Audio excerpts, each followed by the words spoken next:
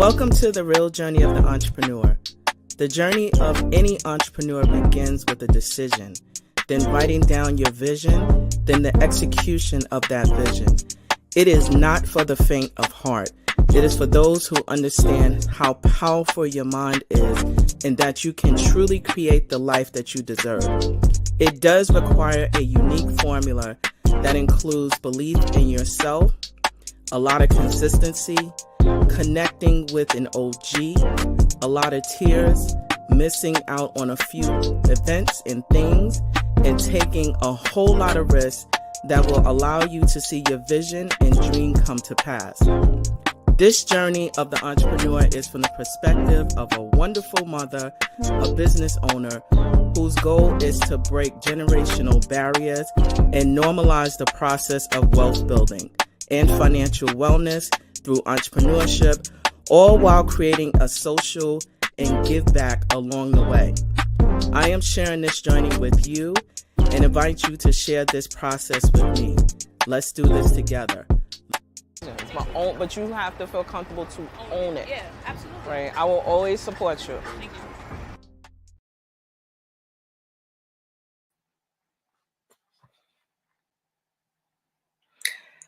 Well, hey there, good people. Guess what? We are back. We are back. We are back for season number 3.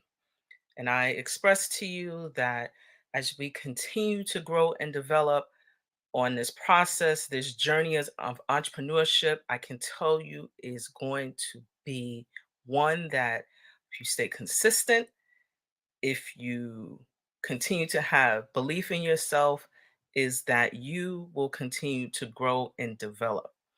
One area that we are going to be focusing on specifically for entrepreneurs, those who are just getting started, is the space of understanding how one to have a relationship with banks or financial systems, and or we are also going to be talking specifically about how to really get approved to get loans, right?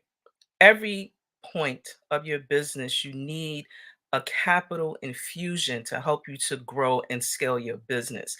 And when you're just beginning, a lot of us, do not understand the process, what it means to have, decent credit. Do they even look at our personal credit? What does that look like? What type of documentations do we really need in order to be able to have some sort of a money relationship with a financial institution outside of just transactions, making deposits, making withdrawals, payments, etc. What do we really need to have access to this space? Because we all know as business owners, we need money, we need capital. So I can tell you, and here on the journey of the entrepreneur, it is our focus to make sure that we have good information, relevant information, and ensuring that we provide real resources for those who are within this space of stepping into entrepreneurship. And that is you, that is me.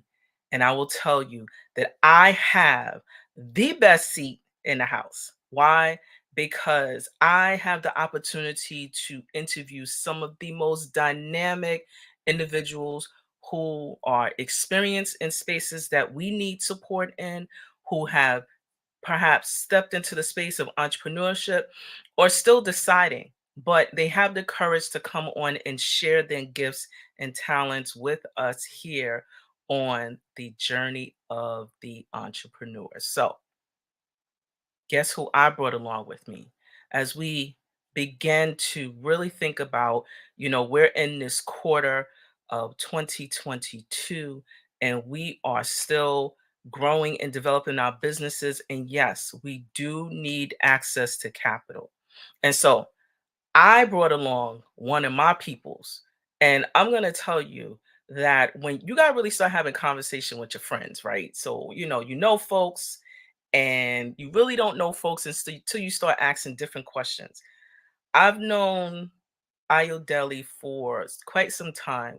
We've known each other when I served as the president of a trade association in New York City, and we were volunteering, supporting one another during this process, and I didn't know what an underwriter was, right? I had no clue. I don't think I even cared back then, really. I just knew that, Ayodele is and was, when I first met her, an amazing person, amazing soul, just really kind and very supportive of the work that we were doing when I served in that capacity.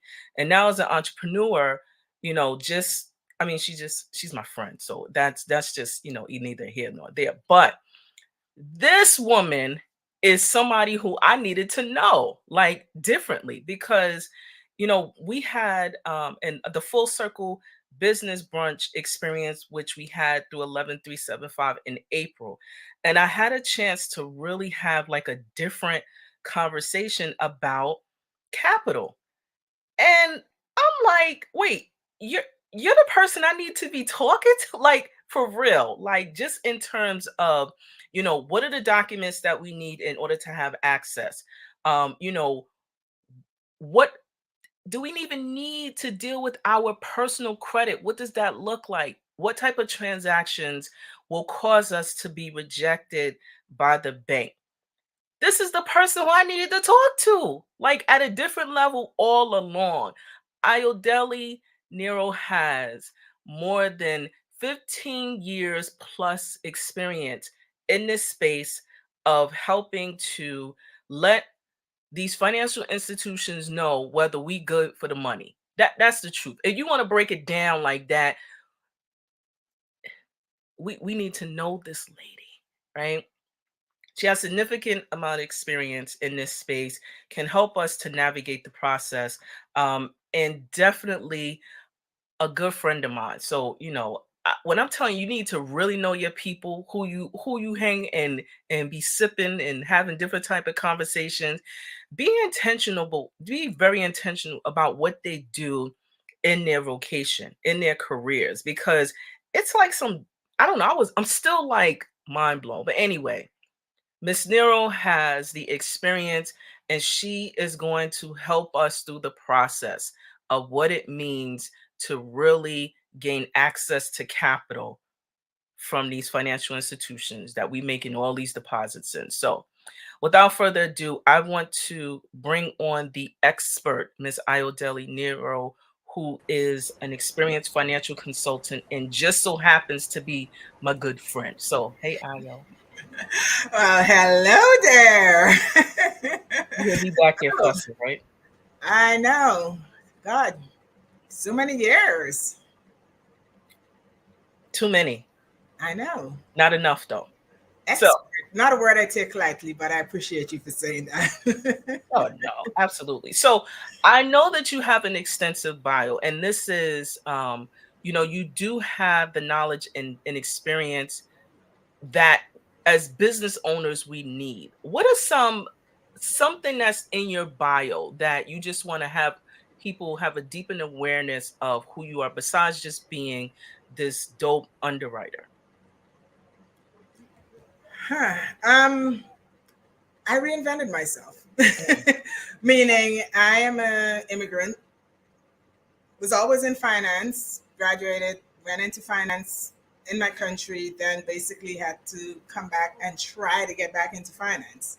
Believe it or not, in that journey, I did not immediately get back into finance, and it took me a year. I worked for a lighting company, but determined to get back into finance, I started from the bottom again. Like I worked as a teller after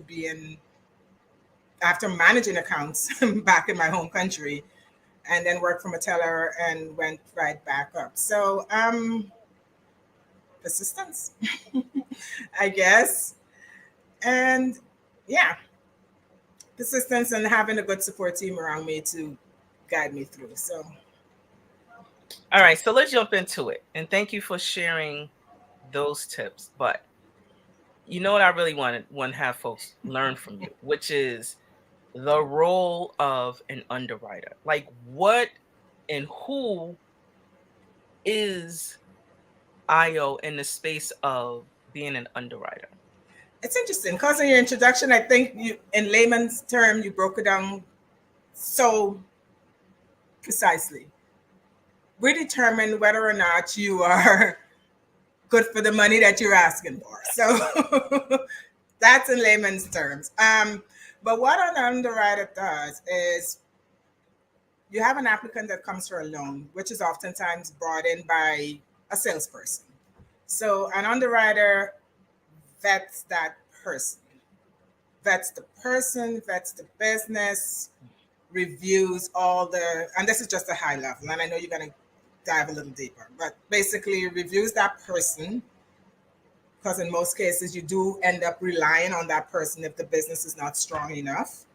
You review the person, you review the business, but you review the business first because we do not like to go to that person. At the end of the day, we prefer your business to be self sufficient.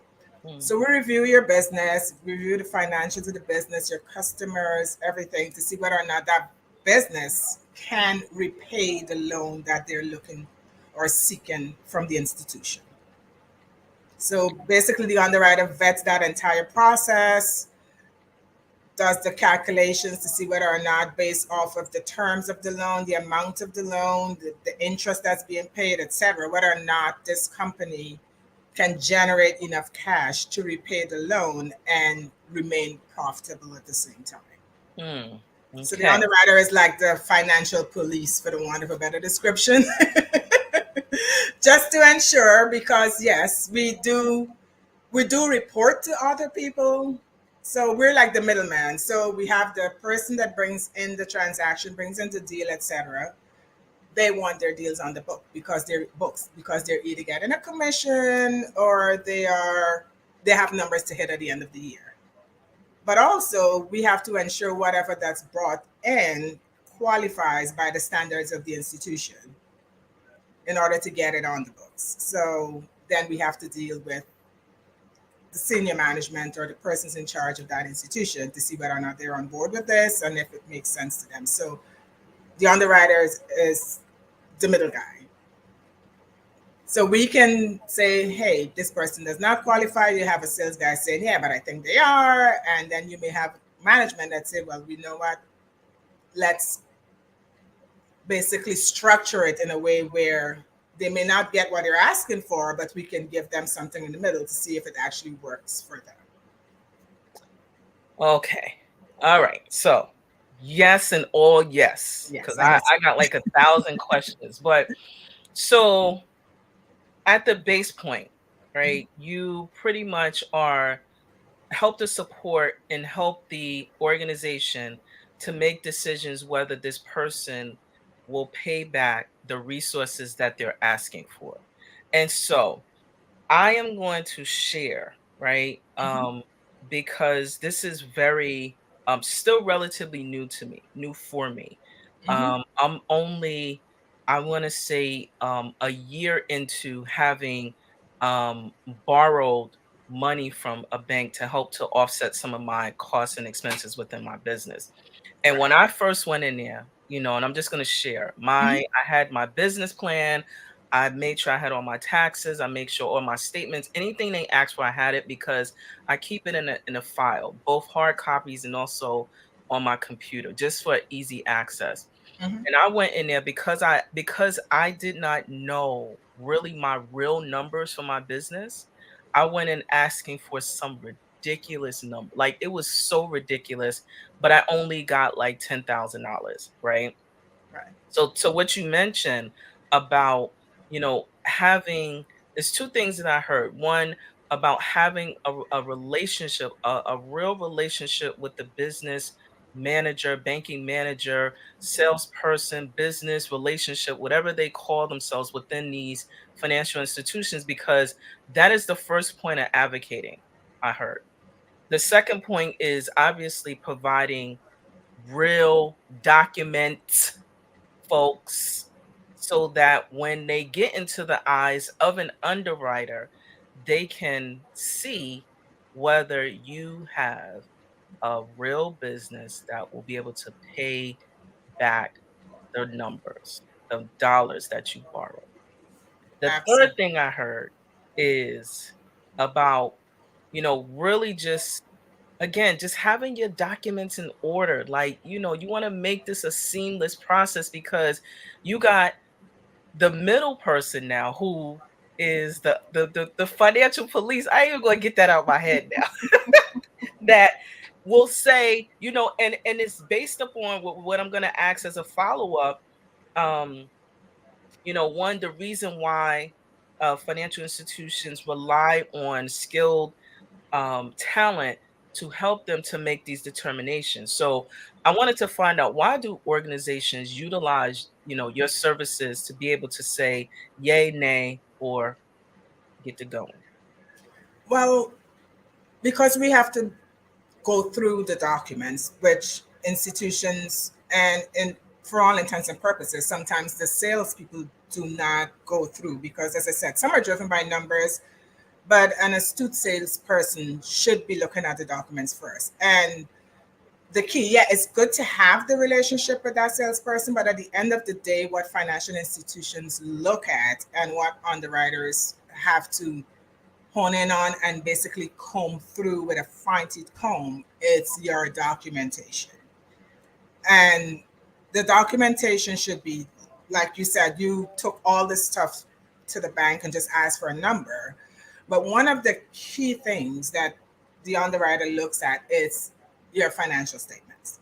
And it can be a startup, it can be a matured company or a maturing company.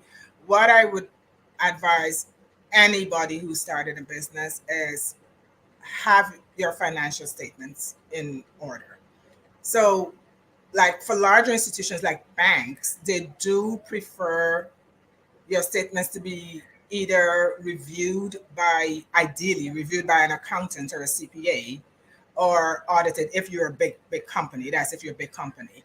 For for startups like yourself or maturing companies, that some financial institutions do not require CPA reviewed financials, but they do require tax returns.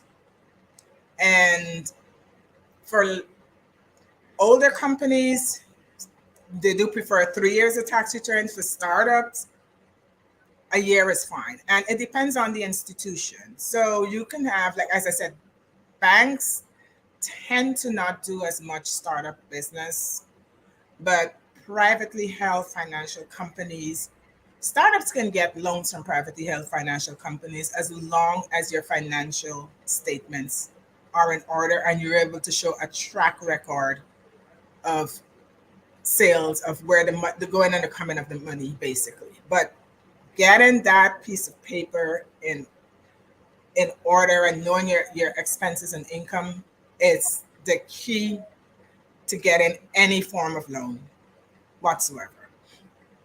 Um, that that aside, and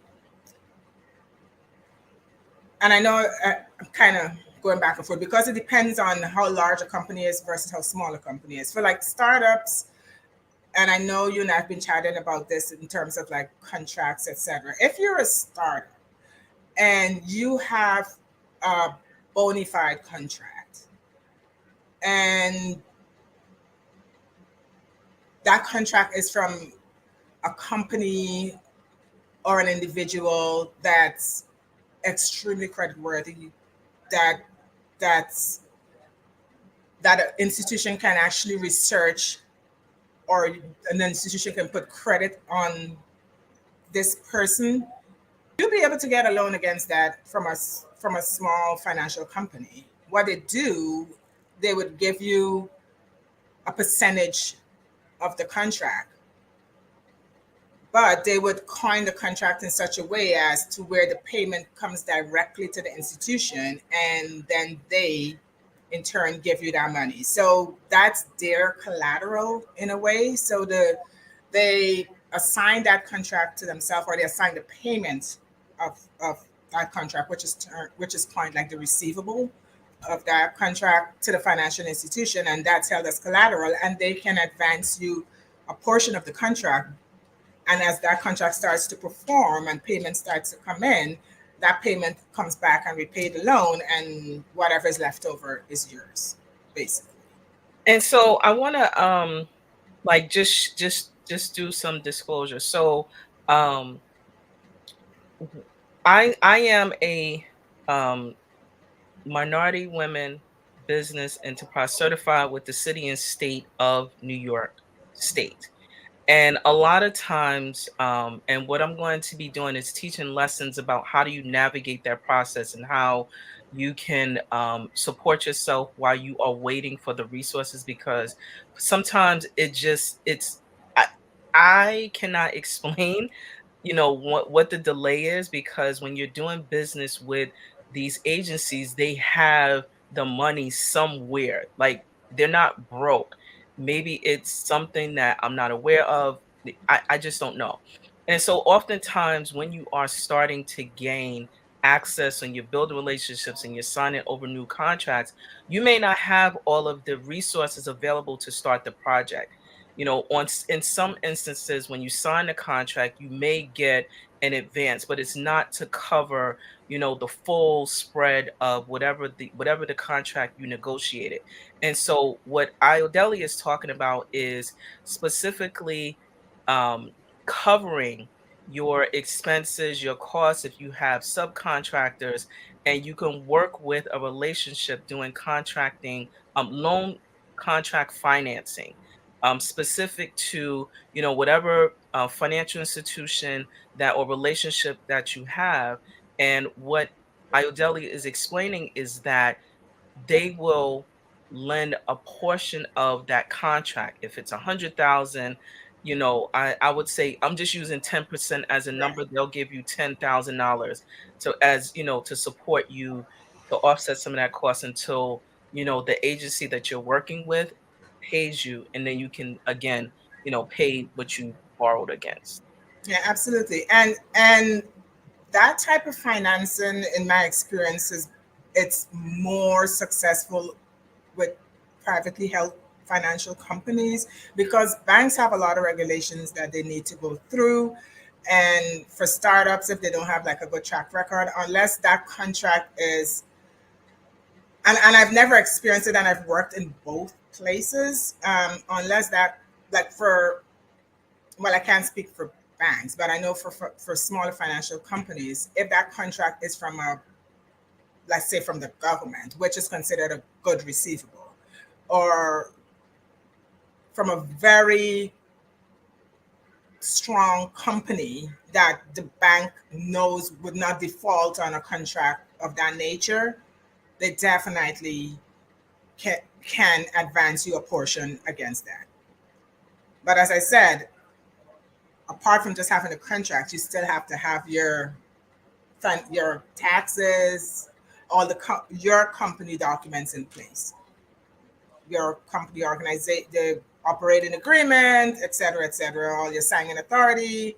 And as you said in the introduction, because you're a startup and this is like still new and you're just operating off of the contracts, companies will ask you to personally guarantee the loan. And this is where you, as the individual, where your credit comes into question.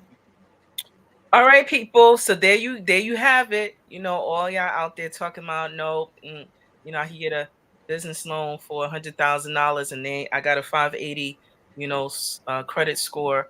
No, they do check, right, your personal credit, especially in the first year, first couple of months that you are navigating getting access to someone else's money, other people's money as we know it. And Well, yes, not only, I'm sorry to interject, not only the first couple of months, they check your credit.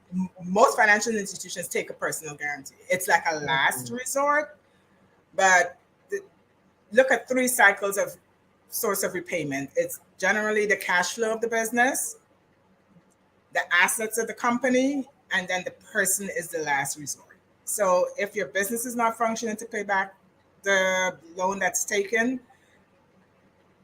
then you go to the assets. Then that financial institution gonna sell the assets basically to get repaid. Because at the end of the day, all the financial institution wants to do is get back the money that was outlaid to you. And if between the business and the assets that cannot happen, then we go to the guarantors, the personal guarantors. So you're a last resort, but you are needed in the event that something goes really, really south. And yeah, for small companies, yes, but believe it or not, for larger companies, even more, because larger companies have a lot of debt on their financial statements. And as you take on more debt, it's it's hard to not hard. As you take on more debt, it can become a little more strenuous to repay as you have all this debt. And if your cash flow is not going or flowing the way it should, or if there's a hiccup in the road, then we need something to fall back Hmm.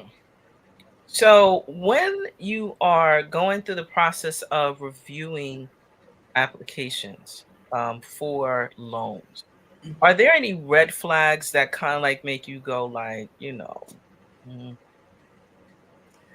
or the other question is, can you even talk to the individual who's actually applying for the loan to kind of like say, listen, can you fix this? And like, is that even Abs- legal? no, it is legal, absolutely. Because at Okay. the end of the day, banks want to give loans because that's how they make their money Hmm. on the interest of those loans. So, red flags is horrible bookkeeping. Like horrible bookkeeping, you have to have a track record of everything. That's why you always want your financials to be reviewed by a CPA, and bad credit score. Because, as I said, last resort, if because all financial institutions pull your credit report, they do. And if a lot of delinquencies are on there, or if you had some credit fraud in the past, or if you tried to defraud some financial institution, that's a major, major red flag. And it can actually determine whether or not, even if your business is doing well, unless the financial institution can really wrap the collateral up or really kind of structure the loan where they know that it's not going to fall back on that individual, it's okay. But yeah, red flags are bad financial reporting and horrible credit scores. Okay, so y'all need to make sure, right? Records are in order. Your books are in order, Yes. right? So y'all, if you've been watching this show, I'm like, we cannot be, you know, I got some jokes, but they're not for this time. So it because it's serious when we are thinking about, growing a business. There are certain points and times where we really have to mature in our money management. And the more and more we think about what that looks like, it really is dependent on our own financial relationship with this tool and what we need to do with it overall. And so, um, in your from your experience in looking at number of businesses, what type of specific underwriting should business owners be aware of? Meaning, like, is there like just commercial underwriting, or is it like, are there different types that we should be aware of in this space that we would need um, on our journey? Well, it depends. So underwriting covers different institutions. So you can have a, like for me, I do mostly commercial underwriting. I just recently got into a little bit of real estate. Um, so you can have a commercial underwriter, real estate. Most financial institutions have underwriters, but it can be for different industries. Of course, underwriting, if you Google underwriting right away, it's going to take you to insurance because that's like where underwriters are known as for insurance underwriting. But like specifically for like in your line of business, which is mostly like the commercial area. That's what I have like most of my experience in. I did factoring for a little bit, which actually can work for small companies across the board. That is where a financial institution will advance you money against a receivable. Once they can verify that receivable is a good receivable and it's coming from a good company or from a good person. Now you do pay more on that. You because what they do is that they advance you a percentage. So maybe they could advance you 85 cents on the dollar. So if you have a receivable for $10,000, you might be able to get $8,500 advance against it. After then, they take out their fees, etc. And then when the $10,000 comes back, after them deducting the fees, you can get whatever else. But you do have the money up front, and I think that type of underwriting would more work for somebody like in your space. But also, if like for non for profits and stuff like that, banks will help and they are underwriting to that nature. But as I said, I'm not as familiar with the banking system and how they actually deal with the non for profits itself. But I know it's definitely something that they can do because it's a strong entity, and most non-for-profits do deal with government money, and government money, as horrific as they are with paying. And I know you you were saying earlier you don't know what it is, but I just my personal feeling, I just think there's a lot of bureaucracies tied up into government. That's why they take forever to cut the check, but they do cut the check. So that's where a company like yours can leverage a financial institution, because a financial institution can give you that money or a portion of that money up front while they do the collection of that receivable, because they know that money is going to come back into them to actually pay the loan down. And so my other follow-up question would be is how important is liquidity in this process in the decision making?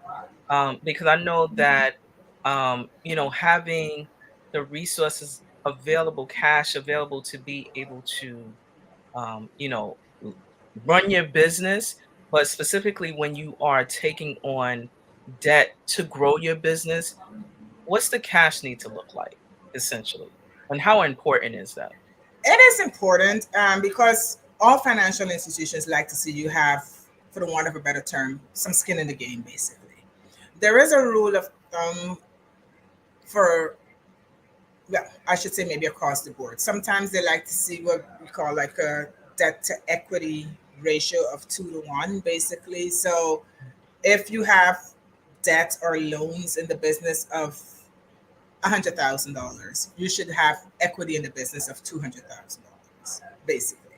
Um,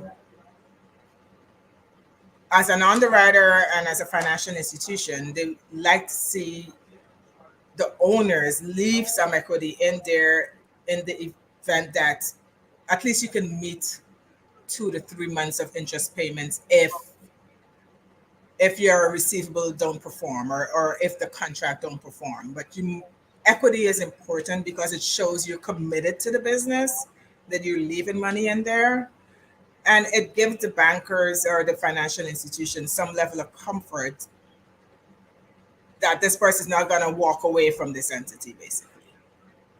Now, equity is more important to banks, smaller financial companies, and this is where the factors of the world comes in. They don't care about it as much because they have a liquid collateral, which is the receivable. So this is where I was saying, like, small companies, startups who have like really good contracts, and especially if you have a history. Let's say maybe you fulfill 3 4 contracts before and payments come in. That should be reflected on your financial statement. And let's say the fourth contract, for whatever reason, you don't have enough cash in the business right now. and you really do need this contract, you do need the money. Once you have a history of this company, government, or whoever is paying, and you go to a small financial institution or a factor for that nature, they can take that contract, and you may not have any equity in the company, but they can take that contract, verify that contract, insure that contract, and advance you money on it. And they don't care about the equity because they're guaranteed that this is a really solid receivable and they're going to get paid. So it depends. Equity is important because it shows your commitment to the business. It's important because you can get more money if you do have a lot of equity in the business. And it's important because it shows the lender that, okay, they have enough money to keep the business going for a specific period of time. And that can be calculated, which is part of the underwriting process, where you kind of look at your cash flow and how much money it takes to keep the business afloat for a year, 6 months. You can break it down to a month basically. And that's part of the analysis as you look at the financial statements. And as you talk to the owners, because yeah, the financial statement is all well and good, but we as underwriters have to get behind the numbers. And this is where the conversations with the owners come into play.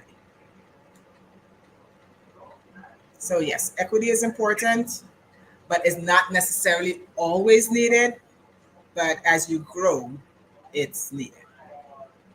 And in order to grow, no harm in taking loans. I always say it's good to use a financial institution money to grow your business once you have solid a solid lead, a solid contract, or solid sales. Financial institutions will help you grow because as you grow, they grow. Hey, That is so true. So, I don't want to keep you because I know that we can talk about this all night, all day, all morning.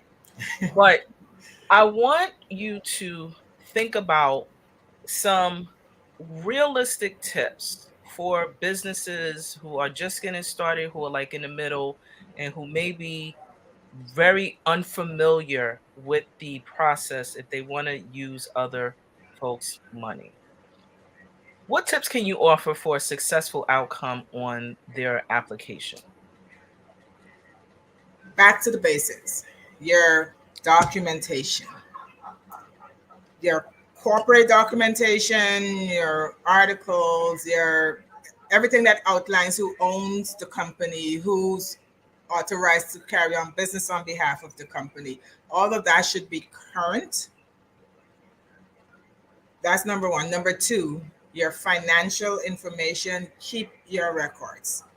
Even if you don't have a CPA, ensure your taxes are filed and you have the most current financial information available. Even if it's a 6 month statement, to get a 6 month statement, you can do a compilation. Like even if you have, what's the accounting platform that you utilize? Not Cashtree or some, it's not coming to me right now, but you can use an accounting software.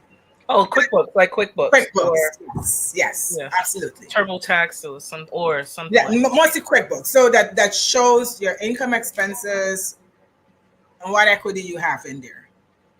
So get an accountant. Doesn't necessarily have to be a CPA, but somebody that can compile some numbers if you're a startup.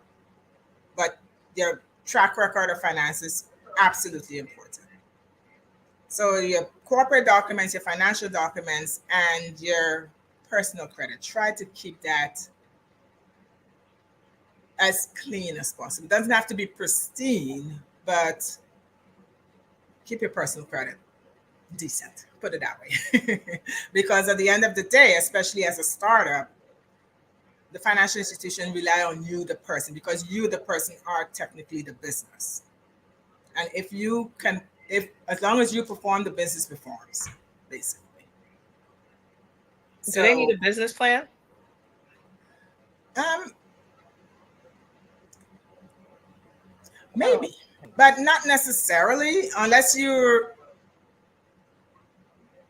if you have like a really big contract and you're looking for like some serious funds, yes, definitely. A business plan helps because it shows exactly where you plan to go and how you're going to do it, because the business plan should have some level of financial information in there, some level of projections, which companies utilize, and they map you against that projection. So a business plan is great, but that's piggybacking also off of your past performance. So absolutely. As I said, startups can get financing based off of a business plan, especially if that plan includes strong customer base, a very strong customer base. And financial institutions track you against that business plan. Meaning, if in January you project to do 200,000 in sales, but you only do 80,000, you're gonna get called in for a conversation to find out like what happened, like how you're gonna make this up going forward, and what impact that has on the money that is lent based off of that business plan. Because there are institutions that can advance you, as I said, based off of your past performance as well as based off of what you plan to do on the projections. But if you're off of the projections, it's called for a conversation. But a business plan is good. I would not say not to get one, but not in every situation you need one. But if you have major contracts that are coming up and you need financing to get through those contracts, and you can project out how you anticipate the cash flow to go and where you anticipate to be on a monthly basis, it helps a whole lot in getting you qualified. It definitely does.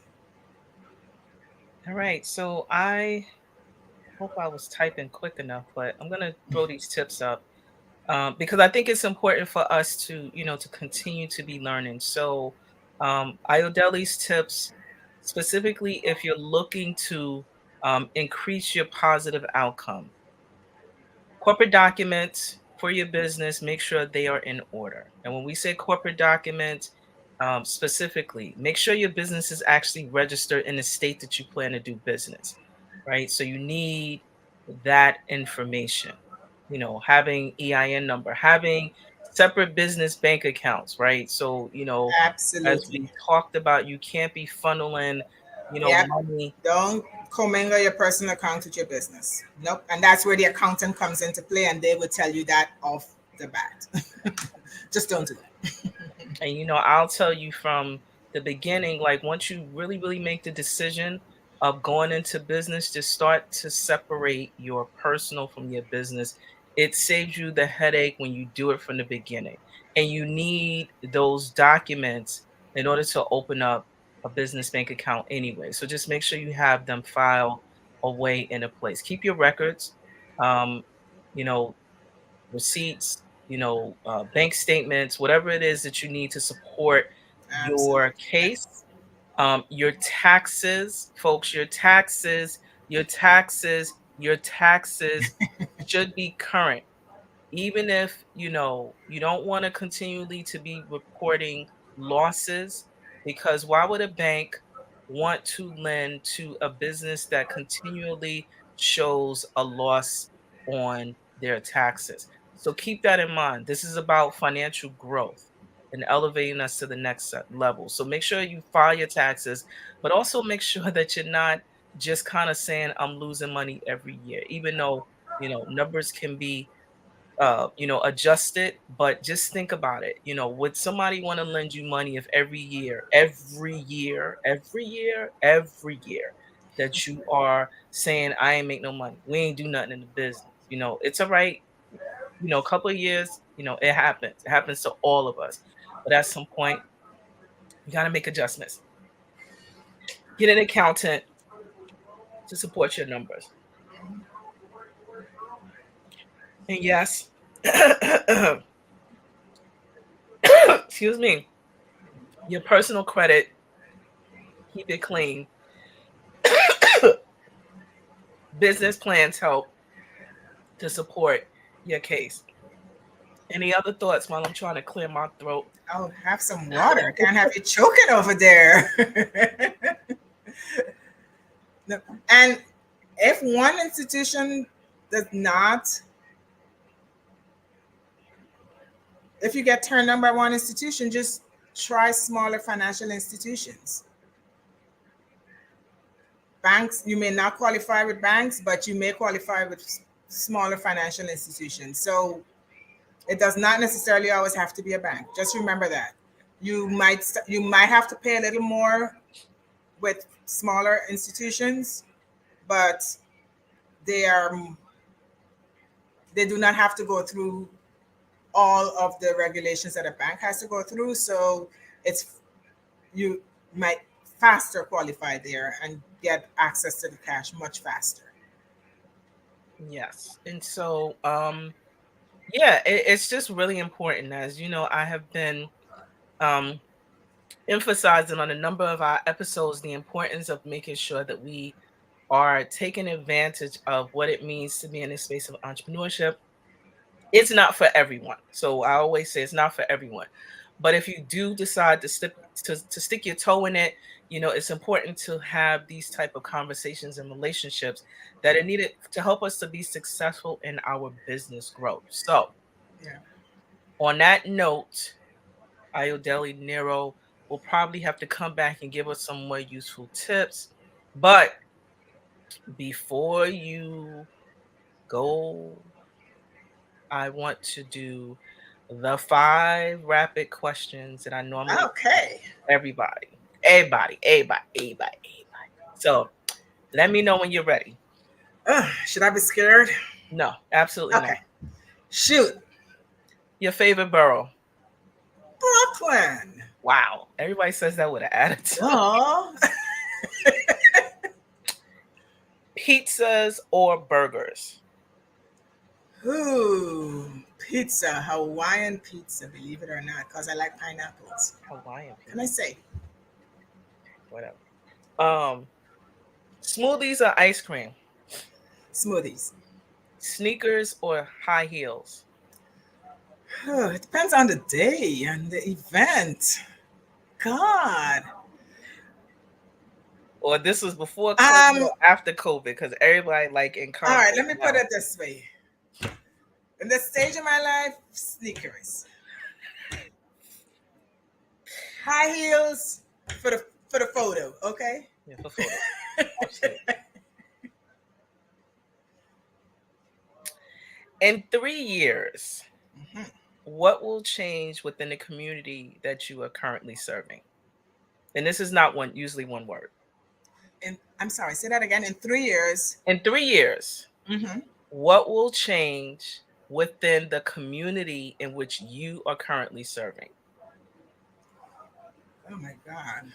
What I hope will change, let me put it that way, That's fair. is that people are more kind to themselves and their environment because Mm. currently my community is not what I like it to be. It's every time I step out, I shake my head and I come in, I shake my head. I just want to see us do better. Mm. Be kinder to the space we're in. Be appreciative of the space we're in. It's just filthy, and it may be apart from being filthy. I just think people are not kind to each other anymore, and I think that might be of the bigger picture and everything that happened within the past 2 years. But within 3 years, I'm really hoping that changes. That there's some turnaround there, and I can go outside and be relaxed Mm. because I feel as though I'm always tense Mm. or annoyed at times, which is sad. Yeah, that part. Yeah. So, on that note, my dear, I want to thank you so much for taking time out of your busy schedule to provide us with some tips and resources about the space of when we are seeking financial resources from a financial institution. Just wanted to throw those tips up there again. You know, come back and share some more information because this is useful and definitely needed as an ongoing conversation. So, You're um, very, very welcome. Thank you for having me. I know this has been a long time in the making, but hey, we're here. it's definitely should be And taken yes, care of. I am more than happy to come back again as I learn something new and just no, you can, but you can reach out to me. But if anyone within the network needs some guidance in any way, I'm available On LinkedIn. So, on LinkedIn. on On LinkedIn. LinkedIn. So, Absolutely. there you have Absolutely. it. So, thank you, my dear. I will see You're you. very welcome. Bye bye. So guess what? I told you all that I have the best seat in the house. Ayodele just happened to be my friend, but I think that as we begin to have like more, I want to say adult and different conversations, you really start to learn the importance of one, really deepening relationships with your network. Two, really understanding what your friends do for a living. Like but you don't really have those conversations. But also just re-emphasizing the point of what was mentioned throughout this conversation. The process of, we have to at some point utilize other people's money, other people's resources, specifically when we are doing business with banks. you know they want us to use their money, but also we want to be able to use it appropriately to help us to grow and scale our business. So I want to be able to share with you some additional resources that, again, I want to throw those tips up there again because they are really important to, just emphasize that we have to have our documentation in order. This is about growing up in business, and also having a real relationship with the resources that we have, right? The other thing I want to mention is that there are a number of organizations that are out there, where you can learn, gain access. I've been talking about how you build networks and relationships through these chambers of commerce. They're there in business for a reason. If you are in need of additional resources, we have the New York City Small Business Resource Network. Opportunities are there for you to gain access to networks. Wanted to also mention, there are a number of organizations that, through CDFIs, which is community development financial institutions that was mentioned, that are out there that can, if you are startups, can potentially, if you have all of your documents, work with you to um, gain access to capital that you need to help grow your business.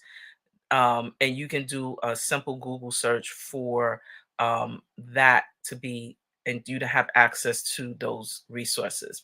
I want to also share that, here at 11375, it is our goal to be able to provide information and break down some of the knowledge gaps that do exist in the space of starting a small business. I still consider myself a very small, business. I now have some experience that I am sharing with those who are, in the process of learning to grow and develop and scale their business.